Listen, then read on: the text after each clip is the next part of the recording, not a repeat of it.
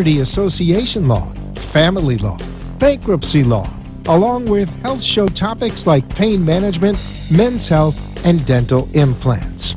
Now, sit back and enjoy today's Ask the Experts with host Steve-O. Hey, we are on our new time now. We're on from 6 to 7 on Thursdays and Mondays now. You can catch our show on 1470 AM, 103.9 FM, 96.9 FM, and 95.3 FM. Almost got them all.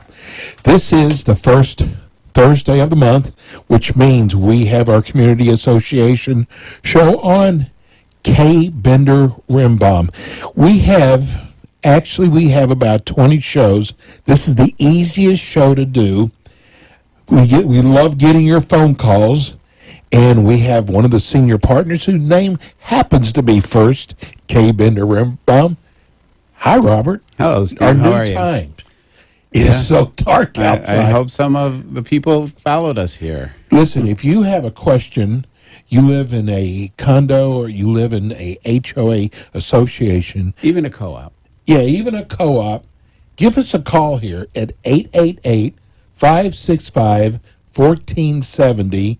We have been doing this for about the last 3 years. You opened up a new office in Tampa. We did, yes, in April of this year, and it's picking up clients every day, so Well, you've got a great firm. Thank you. One of the largest in Florida. And I got to tell you that I know there's a lot of new listeners that are joining us for the first time. Tell everybody about your firm. Well, K. Bender Rembam has been continuously providing services to community associations since 1992. Started out in Fort Lauderdale and moved to Pompano Beach, now with an office in Palm Beach Gardens and, as you just mentioned, in Tampa. The primary focus of our practice is community association, handling all aspects of the day-to-day affairs and any litigation matters that may come up, from dealing with review of the documents, determining the rights of individuals, rights of the association, providing the opinions of that, assisting in contract drafting negotiations, dealing with violations, dealing with contract disputes, dealing with construction defects, collecting assessments, pretty much everything that an association deals with on a day-to-day basis. You know, if you're on your computer now, you could actually watch this show. Watch this show live by going to www.kbrlegal.com. That's your website. Our website. They can actually go and watch the show live right now for the next hour. And we do all kind of things on this show. And it's also there throughout the month and beyond. And, you know, you've got really a great website. Somebody looking for really good information. You've got, like, I love the morsels. That's Legal Morsels. Legal Morsels. Under the Resource tab, we have Legal Morsels and Rembam's Association Roundup with articles of topical interest. The Rembam Roundup does tend to have more articles in it because he just pumps them out, but Legal Morsels is a little more selective full of in its information. topics. Yes. It's amazing. I'm so glad you do take care of your website. Some of them don't. But if you'd like to call us here, you can give us a call. If you have a question for Robert, it is 888-565-1470. And what we also do is people email us questions, which we ask Robert. And I guess we had a lot of good questions this time because there aren't very many lines tonight. Well, let's not burn through them too fast. Yeah, we're going to get a lot of calls during the show. We're on for the next hour. Again, this is our new hour, 6 to 7. Tell all your friends about it, and especially if you are a board member, maybe you have elections coming up, and you have a question, give us a call here, 888-565-1470. And you've got some classes this month. We have some. Not as many as usual. It's a smaller schedule, mostly Pompano Beach. Pompano Beach has one course this coming Tuesday, December 10th at 6:30 to 8:30. It's the Condominium Board Member Certification course. That one's an important one for condominium board members needing to be certified either before or after their election. It's also being taught in our Palm Beach Gardens office on Wednesday, December 11th at 3 o'clock in the afternoon from 3 to 5:30. Then on Wednesday, December 18th in Palm Beach Gardens, the HOA board member certification, 3 o'clock to 5:30 p.m. And then Wednesday, December 18th, being a doubleheader at 6 o'clock in the evening, board member and officer liability insurance policies. You think you're covered, think again. So that's an important topic for all board members, dealing with making sure they're protected by their officer liability insurance. There is so much that the board needs to know. It's almost like running a big business.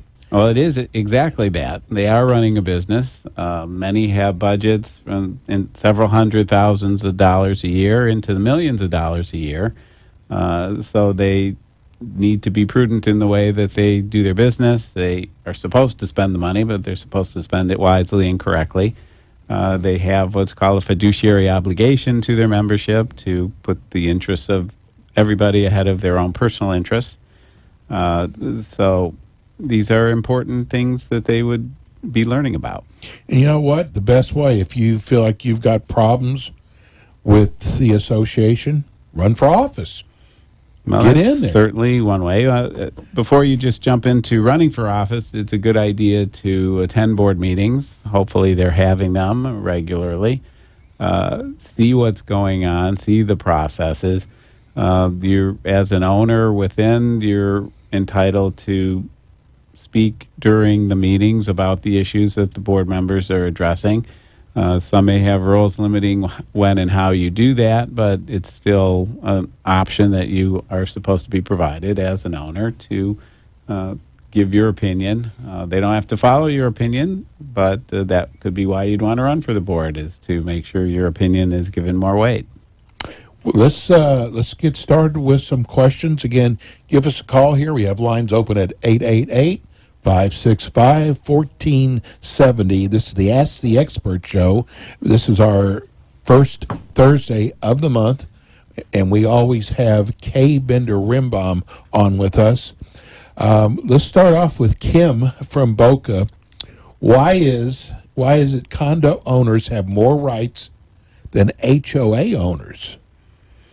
Well, I And don't we know want to know that, about warranties too. I don't know necessarily that they have more rights. It's the condominium statute has been in place since 1965 and has been modified and expanded, and it's grown through the years. And these rights that condominium owners are referring to are contained in the statute. On the HOA side, that statute didn't come about until 1995 and has far less in it. Developer warranties is something that HOA statutes do not have. Condominium statutes have significant rights and obligations set forth on developer warranties, and that's been in there for probably close to 50 years. So it would be Condo helpful if associations have HOAs been around longer than HOA. I don't know that I'd say they've been around longer. I think it's more they've just been statutorily controlled. They're different in the technical way that they're created. A condominium only exists because the statute provides for it. And in essence, a condominium, what you own is airspace within the unit, and the building is mostly common elements. In an HOA setting, you own the land and you own the buildings on the land, and it's more typical of the type of ownership of real property. And so there was no need for extensive legislation, at least initially, as there would be for condominiums. Because of the difference of the type of ownership, then the condominium statute evolved as it did.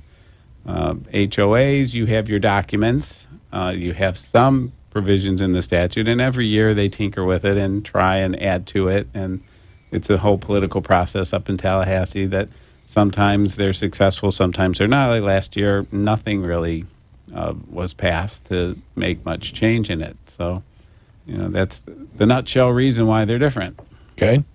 The next question is from David in Pompano. Hey, David. He lives in a condo. This is what we were talking about before. The security cameras in the parking don't cover all the cars. They installed the cameras over 10 years ago. Do we need a vote from the members to add more cameras? Well, that's going to also depend on your documents. This is really more a condominium issue than it is an HOA issue, because within the condominium statute, it provides that you're not allowed to make material alterations or substantial improvements to the property except as provided in the documents. And if the documents are silent on the issue, then it provides for a vote of 75% of the unit owners. Most condominium documents do have some provision that identify whether or not the board can do it on its own. Sometimes they'll put a dollar figure or a percentage of their annual budget of what they can do without a vote of the owners. And there's various formulas that you could run across. So you need to check your documents first to see what limitations there are in material alterations. Adding cameras where there are none would likely be considered a material alteration based on the way the case law developed through the years. It's fairly wide range of things. Unfortunately, the division of condominium has gone beyond what the case law really has done in creating certain standards that most people have to follow to avoid a problem from that agency, such as the change in the color of the paint on the exterior of the building, or even interior things that change color has been considered a material alteration by the division by not quite understanding a case that came out in the late 70s. In any event, that's the status. So cameras, even though you have cameras, if you need more cameras, the chances are you may need a vote, but you need to check your documents to see. What if something happened in the parking lot there where there weren't cameras? Who's liable? Well, it isn't a matter of adding liability for not doing it.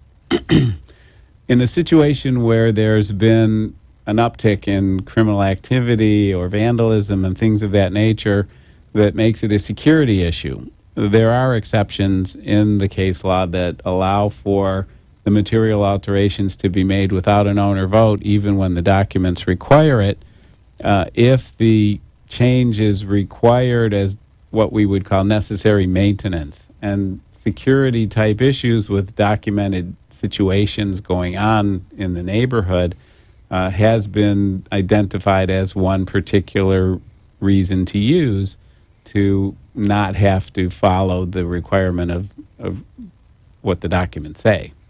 Okay. So it's possible in this setting, but we don't have enough information from David, and he's not on the phone to tell us. So that's one good reason to call in with your questions. We're going to go to break. The phone number here is 888-565-1470. Give us a call if you've got a question about your association, and we will be right back.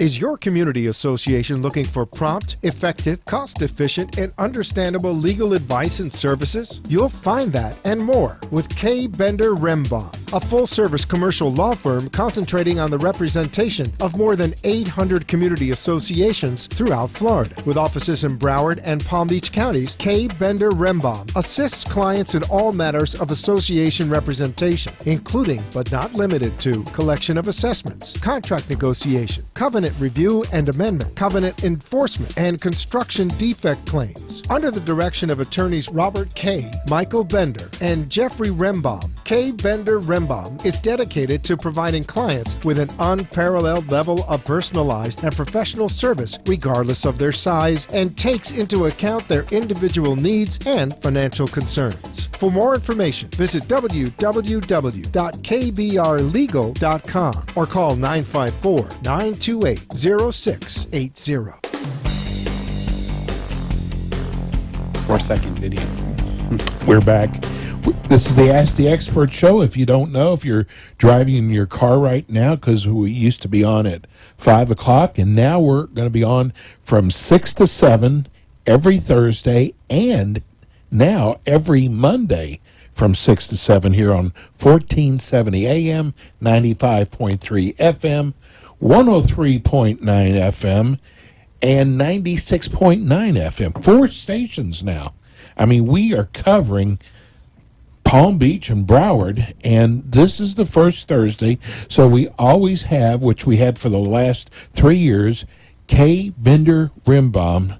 They're a community association law firm, one of the best firms. I'm telling you, if you're the president of your association and you have a law firm, you ought to call them up. They are amazing. They have probably some of the most associations here in South Florida, and people love calling in, asking questions, and you do a lot. You give back a lot too. You have a lot of these classes. We do. The one I like the best is the Ask the Lawyer. Ask the Attorney.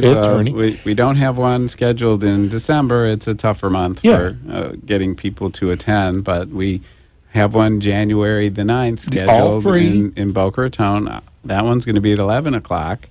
We'll talk about that in greater detail next month. It's Thursday, January the 9th. I think it's in the South Delray Community Center over there on Powerline. I think it's Powerline.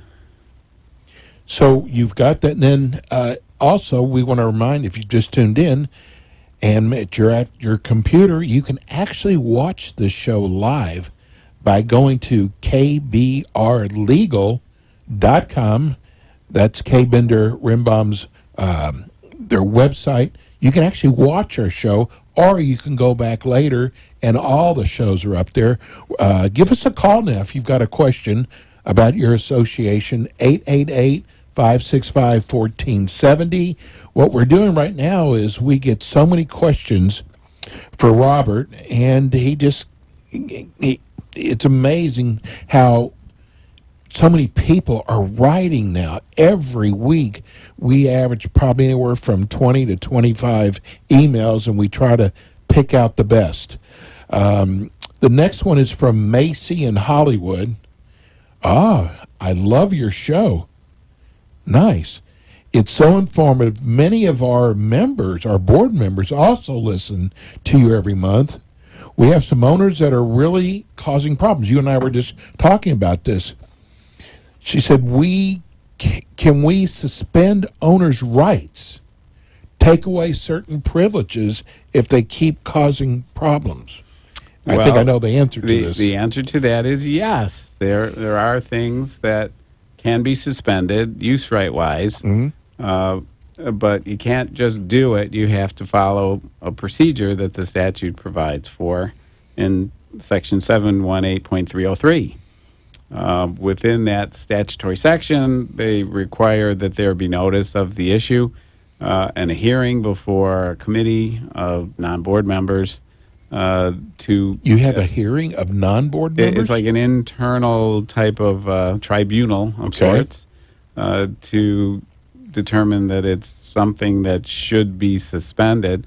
There are limitations on what can be suspended. You cannot suspend somebody's ability to come in and go out.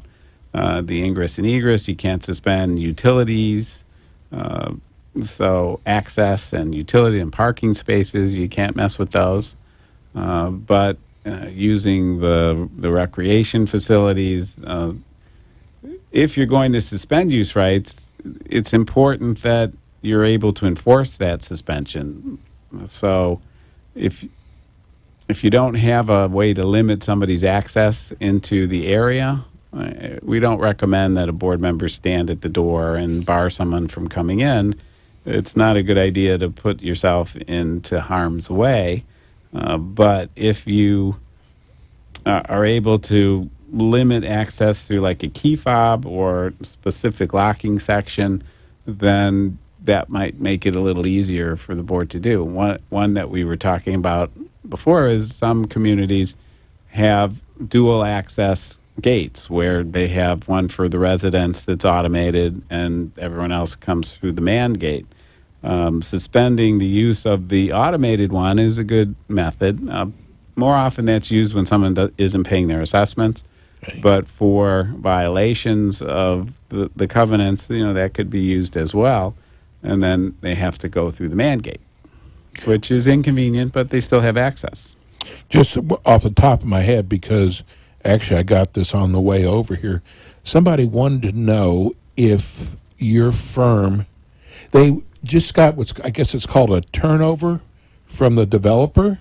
Yes. And they wanted to know if your firm would assist them in the types of questions to ask people, renters, that are going to be coming in. Well, to make sure certainly they yes. cover all the bases. The answer is yes, but it's important for new board people to understand, particularly after turnover from the developer, that there are things you have to be careful about when you're dealing with approvals or disapprovals of renters or of sales to new buyers. Asking questions, I'm assuming they're referencing maybe in an interview process Yes. as opposed to on an application. It's better to do everything by application in writing.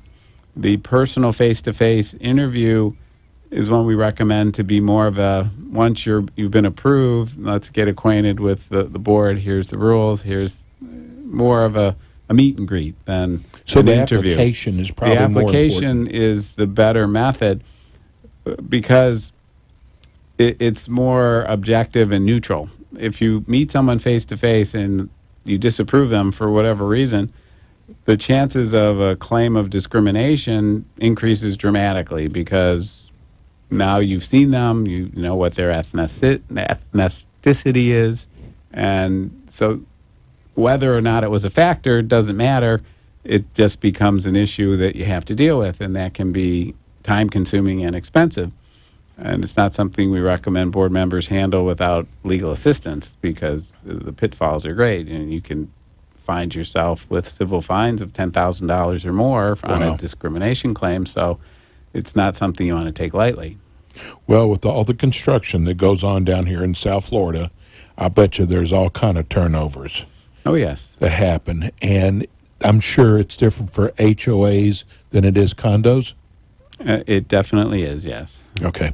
The HOAs, usually the common facilities are going to be just different. They're not as involved. They're not necessarily as large of a dollar item at issue as it would be in a condominium where the whole place is a common element and maintained by the association. So issues between developer and owners on turnover are quite different in a condominium. I know we have a question here somewhere with all of our questions. Someone was actually talking about the turnover, and they say that the developer owes a lot of money. What do you do in that case? Well, that's a problem. Yeah. So isn't there a way this is taken care of before the turnover is actually done?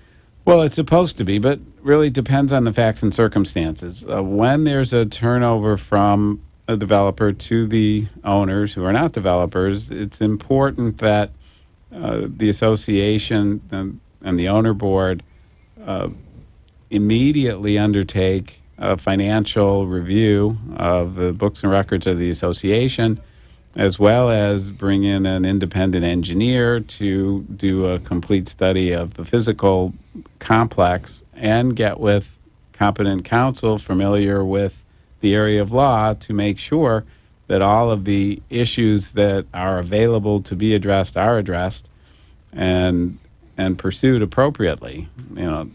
Most developers set up separate corporations to develop new places. So the possibility of looking into deep pockets sometimes is non-existent. So that's something else that has to be evaluated, is whether the association should be spending tens or into hundred thousands of dollars to pursue a developer for bona fide claims when the developer is basically judgment proof. So Turnover's based on occupancy? it could be occupancy, it could be time from the CO. There's a formula that's set forth in the statute. Well, let's go to our first call today. It's from Jack. Hi, Jack. Hey guys, how are you both doing? Doing good. You have a question for Robert? Yeah, I've been Boynton, but my uncle lives in a large scale condo in Coconut Creek, and they're thinking about raising revenues by opening their large theater to the public. And he was wondering about some of the legal concerns. What would be some of the primary legal concerns with opening up what was primarily a resident-only facility to the public for shows and movies and stuff? Well, the first thing is that once you open to the public, you're now subject to the Americans with Disabilities Act, which is far more involved and intrusive to a condominium association than it otherwise would be, relative to making sure of handicap access and a number of other items throughout. We're talking not only access, but the bathrooms, and throughout the facility there's a higher level of requirements and regulations that have to be followed, which can get into significant cost. And in a condominium, while there are other requirements under fair housing laws, the requirement of retrofitting is not one of them. But if you're suddenly making the facility available to the public, the likelihood of the requirement of retrofitting is very high. So that's the largest issue of concern in switching to that. Obviously, there's liability issues of bringing in outsiders for potential injuries, so you got to make sure there's sufficient insurance in place to cover the association and the membership from what could be extensive exposure for claims as well. And if there's theaters and shows, then there's licensing issues with the materials that are being shown and royalties that have to be paid. Even in the private setting, that's an issue. Right. So you have to be aware of that as well.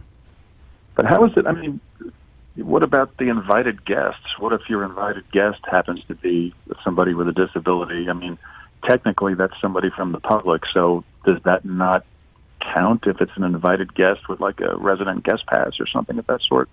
Well, an invited guest would fall under fair housing, not Americans with Disabilities Act. The Americans with Disabilities Act only applies to facilities that are open to the general public. And if you're inviting a guest into your private residential community, that's not the same thing.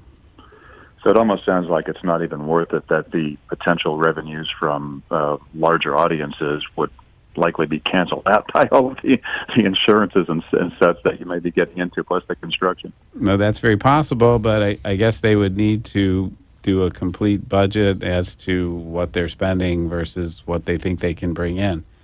Okay. Interesting. I will definitely fill them in. Thank you very much for that. Thanks, Jack. Hey, thanks for calling. Hey, we got to go to break. When we come back, if you'd like to give us a call here, it's 888-565-1470. We'll be right back.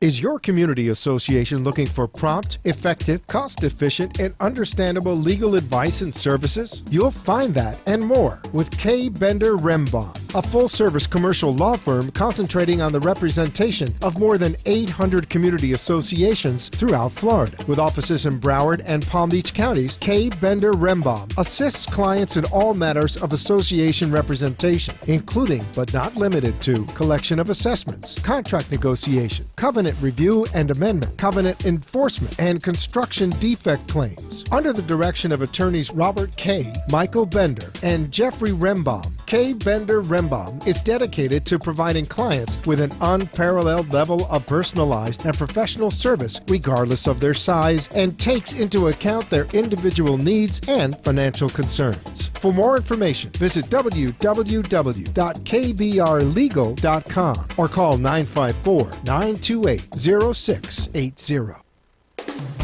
You are listening to the Ask the Expert Show with host Steve-O. We will be right back with more experts in the field of legal, health, financial, and home improvement. Join us every Thursday from 5 to 6 p.m. Now, get ready for more Ask the Experts. We are back. This is the second half of the Ask the Expert Show. New time. New same time, day. 6 to 7.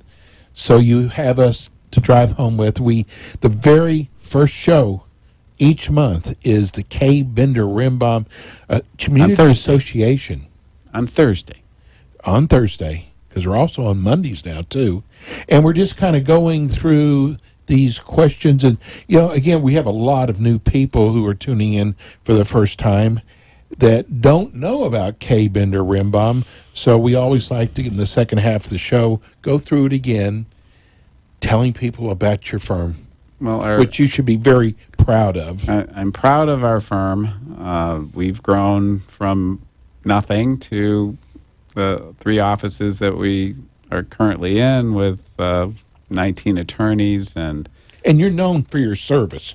Service which is so important. Very important, yes. Providing a personal response and an understandable response in a timely and a cost-effective manner is basically how we operate, and at least we always strive to. We're not perfect, and sometimes things are so technical that they can't be avoided in staying technical, but making these issues understandable, because our clients as board members are not necessarily experts and well-schooled on a lot of these things. They have other things in their lives that they do. This is a volunteer position. It's not their profession. So we understand that they need to sometimes have things made more layperson friendly, and that's our goal. We strive to do that. We've been continuously providing these services in this area since 1992. And as I say, I've grown into the 3 offices: Pompano Beach, Palm Beach Gardens, and as of this year, Tampa. And we do cover other areas from those offices throughout most of the southern half of the state and up as far as Daytona. So, these days it's easy to communicate and have access to the legal advice that we provide. We don't necessarily avoid calls. We have a person who answers the phone instead of a machine that loops you through voicemail to voicemail. It's our policy to respond to all calls, emails the same day, if possible. Obviously, if it's late in the day, it might not happen until the following day. But you hear about people who try to get a hold of their lawyer and 4 or 5 days later, they get a call back. You may not get an opinion that same day on a complex issue. It might take a few days, but we don't let things sit. And we've heard from so many of our clients of other attorneys that they can't reach for weeks and even months on things that should be relatively simple. Listen, when you've got a problem and you don't know what to do and it involves a legal problem, it's nice to know that you might not get a call back the same day, but probably pretty sure the next day. And that's so important. But I know how important customer service is with your firm. Absolutely. And it's hard when you're getting 200 and 300 emails a day. Yes, yes. So, but we're telling people what your firm does, because sometimes there's new people out there, new board members that are listening to the show. All now. aspects of community association operations is the legal advice that we provide, from reviewing the documents on issues of responsibility to maintain, or providing opinions to the board as to their responsibilities and pursuing violations of various residents, be it through their actions or their failure to pay the assessments in a timely fashion, dealing with third parties, contractors, and contract negotiation and completion, as well as contract disputes and construction defects, dealing with city issues, ordinance claimed violations, and things of that nature, administrative issues, dealing with the division of condominium and arbitration issues, handling everything that an association will deal with on a day-to-day basis. Wow. I mean, for someone, I'm a layman here, but I am in an association, but I would think you would want to have a law firm that is there for you. And because there's so much to know when it comes, especially the ones that have these $1 million budgets, there's a lot to know, and you got to protect yourself. So I don't even know why an association would not have a reputable firm representing them. Well, one thing that a lot of associations tend to do is when they have outside management, they think, well, managers in the business and they must know what the law is. But one of the problems are managers are actually precluded by the Florida Supreme Court on a number of decisions through the years from providing legal advice to their condominium homeowner association clientele. So it's imperative that the associations be getting that advice from a qualified attorney, not from a property manager. Give everybody your phone number. We haven't mentioned that once today. 800-974-0680. And your website? Website is kbrlegal.com. I want to find this because I was like, someone wrote us about the trees. Trees, they can actually, the county can tell you where you can plant trees, or that you have to have trees. I've got it on here somewhere that actually a lot of the residents 20 years ago did not like the trees, and they took them out. Huh? Well, and then they're being told now. Every city has their own ordinances about tree placement and replacement. Every development plan that goes through approval from the city and the county will include trees and have a specified number.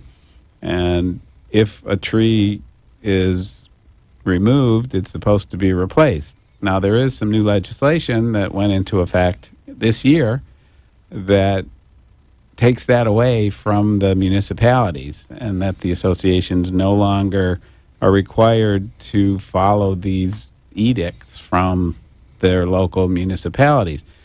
I don't know that that's been tested in the courts yet. So why do they get involved with that? Who, the cities? Yeah.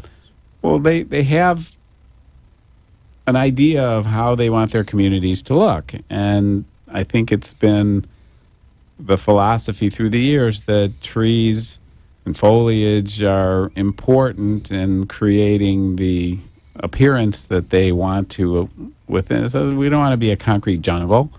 We don't want to look like, just rows and rows of the same type of construction and get a tenement type feel. The personality and a charm and a feel. So that's the philosophy over the years, and some communities are more involved with it than others. I understand Coconut Creek through the years has been very diligent and strict. Coral Springs, just to name a few. Certainly Pompano Beach is always interesting to deal with. Plantation as well. It can be, yeah. And they said they had 300 units. And there has been, through my time in doing this work, that if you're removing trees in the community, you got to get a permit, and in that permit, you've got to identify the trees you're taking out, and then you've got to identify the trees that you're replacing them with. And there's certain diameters of tree trunk that has to be replaced. You wouldn't have to necessarily put the same tree in the same place. You can put them in other places, but they want you to make up what you've taken out. Wow. It's amazing. Here's one. This is from John and Delray. Change in governing documents on rentals. Can we do this by just changing the rules? Well, we don't know if John's a condominium or an HOA. Yeah, it does not say. But typically, if you're making a change to a use restriction on the property, you're going to want to do that by an amendment to your declaration of condominium or declaration of covenants, as opposed to just making a rule. For a rule to be enforceable, the case law through the years have created a 3-level test that has to be satisfied. The first being that the association has to have the authority to make the rule in the first place. So you have to look for that. And assuming that that's there, then the rule that you adopt cannot be in conflict with either something that's expressly in the documents or something that's reasonably inferred from the documents. And if the documents are silent on a topic, the presumption is that it's unrestricted. So, for instance, you have nothing in your documents about renting. If to adopt a rule that says you can only rent once a year for no shorter period than 12 months, that is going to be in conflict with the inference that it's an unrestricted rental based on your governing document, the declaration. So in that instance, you need to put it in as an amendment to the declaration. Now, some declarations will have rental restrictions, and then we'll have a provision to authorize the board by rule to make other restrictions. So in that instance, you'll be able to, tweak your rules. And the last level of the test is the rule has to be reasonable. And I always add on its face and in its application. So you can't put something in that says no rental for longer than a week. That probably would not be reasonable. No. But I'm sure there are people who try to do that, though. Okay, let's go to. We're going to go to our final break, and we come back. Let's just go over some of your classes again. Yes. We come back. If you'd like to give us a call here, it's 888-565-1470. We'll be right back.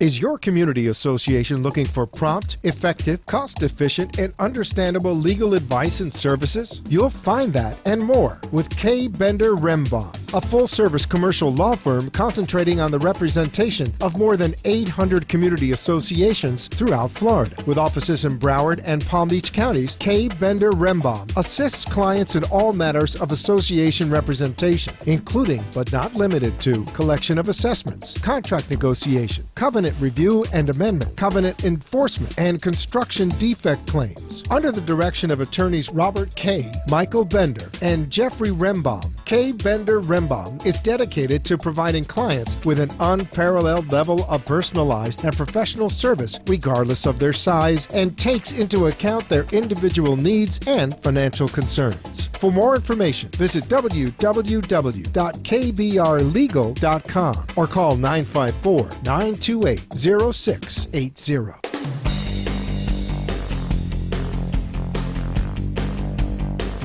And we are back. We're back for our final about 10, 12 minutes. We're with Robert K. Bender Rembaum. They're community association lawyers. They cover all of South Florida. Actually, all of Florida they could, but mainly here in Broward and Dade and Palm Beach, Martin County, and just opened up a new office in Tampa. That's a great market, Not by just. the way. It was April, but yeah, it's relatively new. Well, compared to how long you've been in business for. Well, that's true. It's pretty new. You've got some classes coming up. We do. In our Pompano office, we have condominium board member certification this coming Tuesday at 6:30 to 8:30. That's the only class we're going to be doing in Pompano this month. We will pick up again in January with some interesting classes on fair housing and assistance animals and board member certification, as well as Ask the Attorneys that will be in My favorite. the South County Civic Center in Delray on January the 9th. At 11 a.m., it's going to have some food there for lunch, so that's a good one. You always do. And all of these can be registered at registerkbr.com for online registration. It's a good idea to RSVP to all of these because space is limited and there's food, so we want to make sure we have enough. On Wednesday, December 11th at 3 p.m. in our Palm Beach Gardens office, we'll be doing the condominium board member certification at 3 to 5:30. And then on December 18th, again at 3 to 5:30, board member certification for homeowners associations. And then that evening at 6 p.m. in Palm Beach Gardens is an interesting one from 6 to 7:30, board member and officer liability insurance policies. You think you're covered, think again. So that's a very important one, but there is limited space. So we do, again, suggest register with us online, registerkbr.com. Great. Hey, we have a caller. Let's go to our caller, Kelly. Hi, Kelly. Hey, hi, how are you? Good. Hello, Kelly. Good. Hey, I have a question. Can my HOA fine me for watering my lawn if the city water rules allows X amount or so much amount of watering per week, and I'm within that? Can my HOA still fine me? Well, the HOA can fine you for violations of the covenants and rules within your community. They wouldn't be dealing with any municipal ordinances. So if your association has a limitation on watering within your documents, then it is possible that they could fine you for that violation. Now, whether or not that's a truly enforceable restriction will depend on what it says and what the limitations are and whether it's in your covenants or rules. And there's a little bit of an analysis that we would want to put it through to see if it's an appropriate restriction. But in concept, the answer is yes, it could happen. Okay, thank you. Okay. Thanks, Kelly. We had one of our emails. They're a small community that back up to two large communities. And they want to know if they can, I guess, incorporate into their HOA. They want to combine? Combine. Well, that can be tricky. There's different ways to go about that. If there are these two communities and they want to merge them all into one and make it one They big feel community, like it'll save them money. It depends on whether they're just having one association that governs the three or they're making it one community. They're different in how that works. If they want to merge it all together and make it one big community, that's going to likely require the approval of all of the unit owners, 100%. 100%, plus okay. mortgagees. So that can be a very involved and difficult process. And I've seen it done, but the larger the communities, the more number of homes, the more difficult it can be. One time there was a association client of ours that had 6 different condominiums with one association, 360 units. They got the approval of 359 of them. And, You're kidding. they had one holdout and ended up having to go to court to get that resolved, and ultimately did. But it One can be held it up, though. for political purposes, and so that's always an issue as well. The other alternative is sometimes it can streamline by having a single corporation that's operating the 3 separate communities that may have some common facilities, or they'll create some common facilities for them. That would be a lower percentage, whatever it takes, the highest percentage to amend any of the governing documents would be the number then, because you would have to do amendments to tie that all together. I was kind of surprised it wasn't about, them using the golf course or tennis courts. It was about it would save them money. The likelihood of that actually occurring is pretty low. Is it? Okay. Yeah. Okay.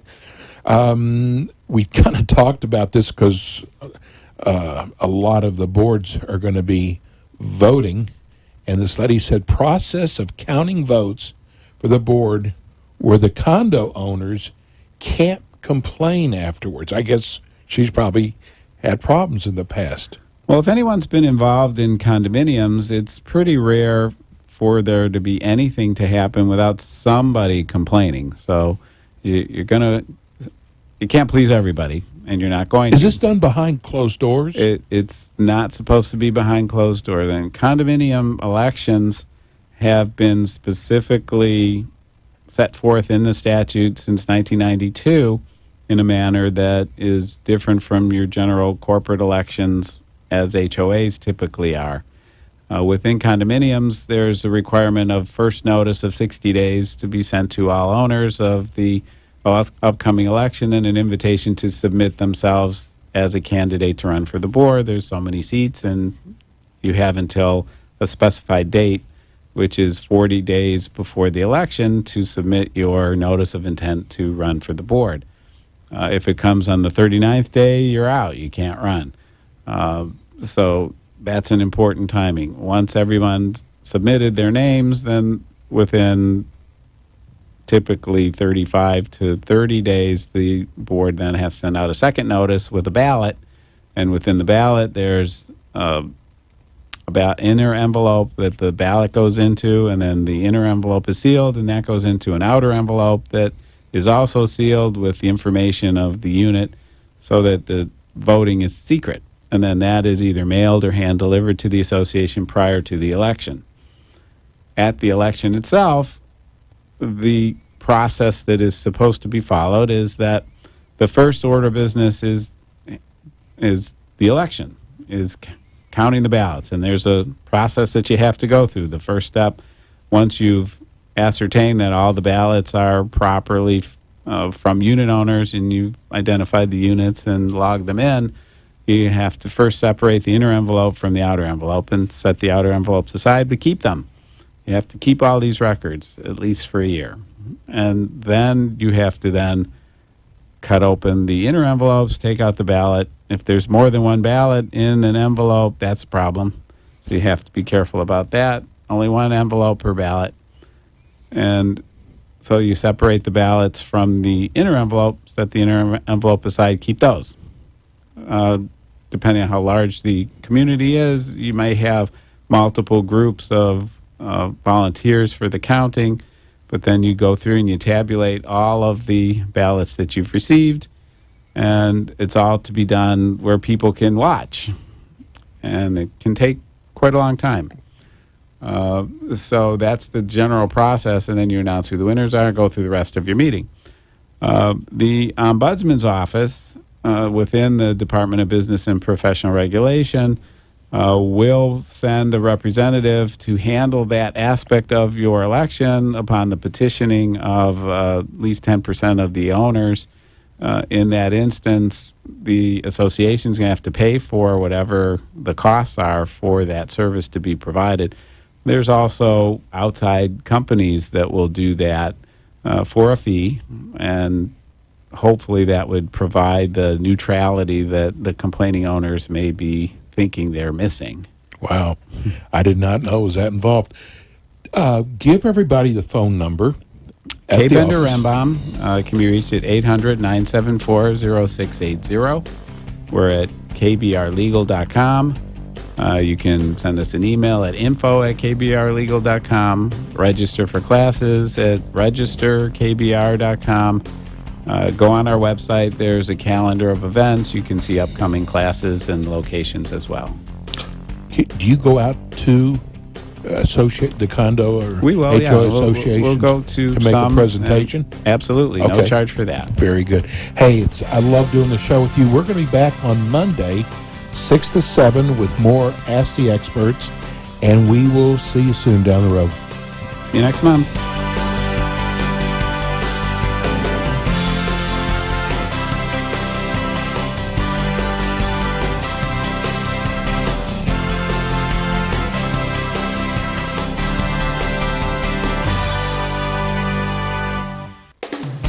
Thanks for listening to the Ask the Expert Show, featuring interviews with local experts in the fields of legal, health, financial, and home improvement.